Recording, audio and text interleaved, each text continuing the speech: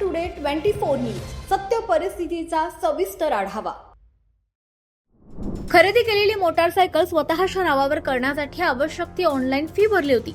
30 जून 2026 रोजी जेव्हा मोटारसायकलीचे मालक उपप्रादेशिक परिवहन कार्यालय असोला येथे गेले तेव्हा लिपिक मीरा लोकरे यांनी काम पूर्ण करून देण्यासाठी 1000 रुपयांची लाच मागितली। मात्र त्यानुसार 800 रुपये देण्याचं ठरलं। अखेर मोटारसायकलीच्या मालकाने तक्रार केली असता तक्रारीवरून लाचलुचपत प्रतिबंधक विभागानं सापळा रचून उपप्रादेशिक परिवहन कार्यालय असोला येथील लोकसेविका महिला व लिपिक तसंच एक पुरुष लिपिक यांना 800 रुपयांची लाच घेताना रंगेहात पकडलं।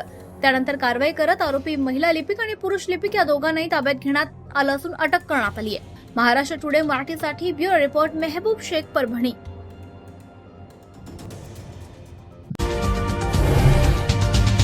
आजच महाराष्ट्र टुडे 24 न्यूजला सबस्क्राईब करा आणि सत्य परिस्थितीचा सविस्तर आढावा पहा।